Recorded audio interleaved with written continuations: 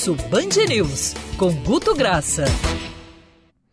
Guto, bom dia para você. Acompanhou aí, óbvio, de perto toda a movimentação, enfim, e também comentários, mensagens, fotos, vídeos, enfim, repercussões em cima do dia de ontem, 7 de setembro, com as manifestações que aconteceram, e o Guto acompanhou isso de perto e tem informações que ele levantou junto com a equipe dele. Fala, Guto.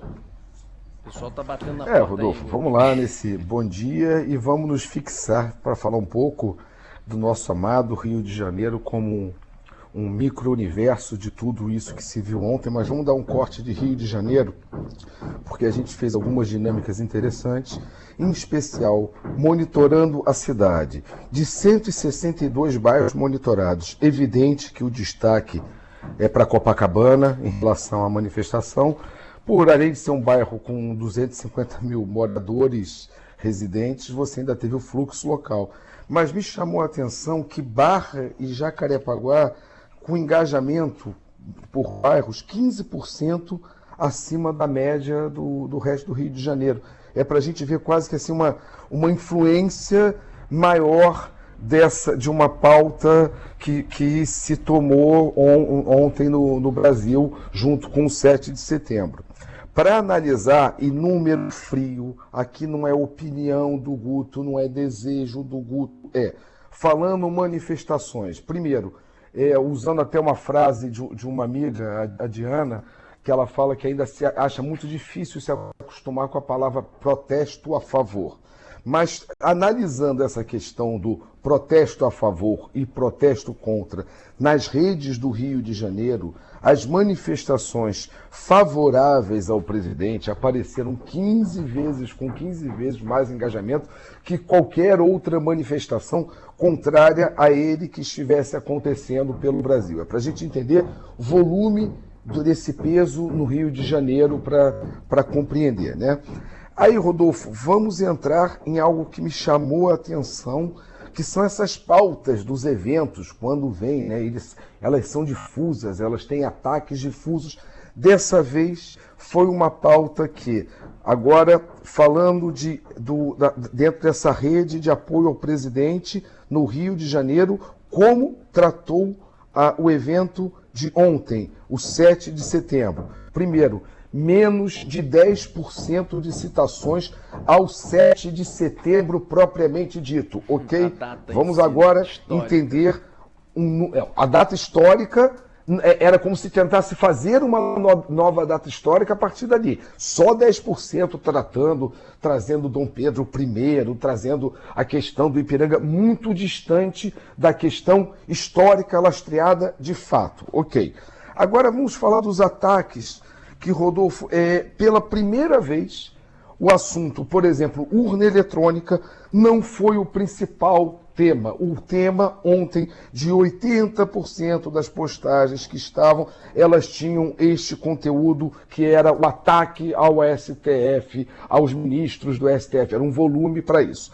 Como esses volumes não são somatórios, quem está atacando o STF pode também atacar a urna eletrônica. Então, 65% sobrando de rebarba para a urna eletrônica, 40%, olha só, as esquerdas e o comunismo perdendo essa força dessa vez de ontem, Rodolfo. Só 40% dos ataques, o Congresso só com 30%. E, Rodolfo, para falar, a imprensa recebeu uma aliviada ontem, só 15% de crítica nesse volume, ou seja, aquelas pautas de sempre, mas dessa vez focadas em um ataque específico a uma determinada instituição. A gente já teve ataque ao Congresso, Não, ontem foi o residual que ficava disso, era ataque ao STF, Rodolfo. Assim, E a gente está falando de Rio de Janeiro como um microcosmo do Brasil. Tem algumas diferenças de Brasil, mas o Rio de Janeiro ilustra bem esses números aqui que a gente está trazendo para conversar, para discutir, para ajudar a entender.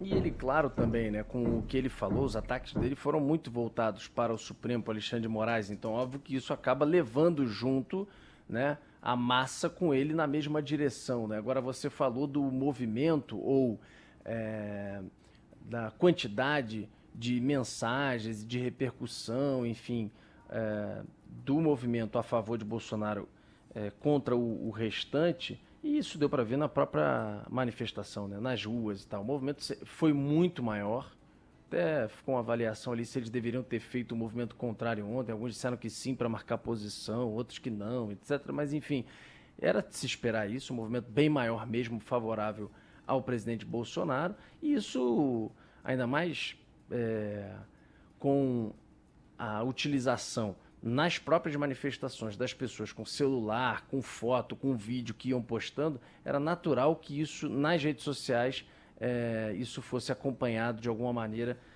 nessa mesma linha, né, Guto? Algum outro ponto para a gente finalizar o programa também aqui?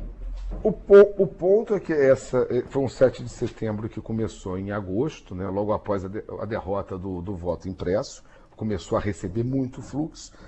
E o que chega para a gente prestar atenção, Rodolfo, dos apoiadores do presidente, um volume de 6%, e isso não é pouca coisa, cobrando ações mais pesadas nesse 8 de setembro. Como se, olha, acordei, o Alexandre de Moraes não saiu do Brasil, o STF ainda está aberto, e aí, presidente? Ou seja, o presidente, apesar de ter um bom controle da própria massa, ele começa a ficar refém da forma e do que fala. É a própria base dele cobrando ações mais disruptivas, mais pesadas, mais próximas ao discurso e mais próximas ao Twitter do que as movimentações de fato. Ou seja, é isso que a gente tem que acompanhar, Rodolfo, porque acordar no 8 de setembro com esse volume e não tem robô, não tem Carluxo fazendo tweet mais pesado, não.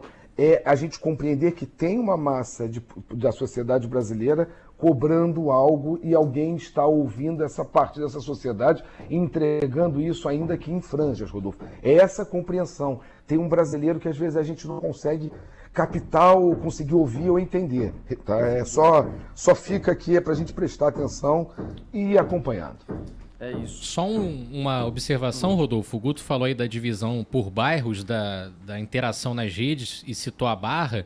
Teve também uma casquinha de protesto na Barra, porque teve uma grande motociata aqui no Rio, concentração de cerca de 400 motoqueiros no Maracanã.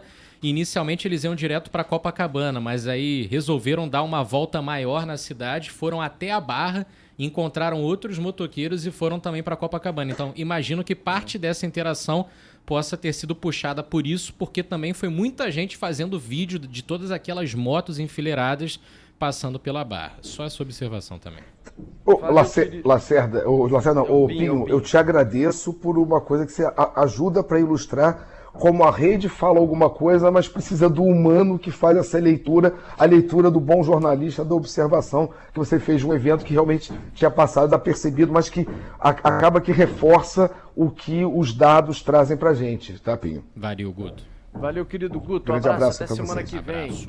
Tchau, tchau. Olha, agora a gente vai pro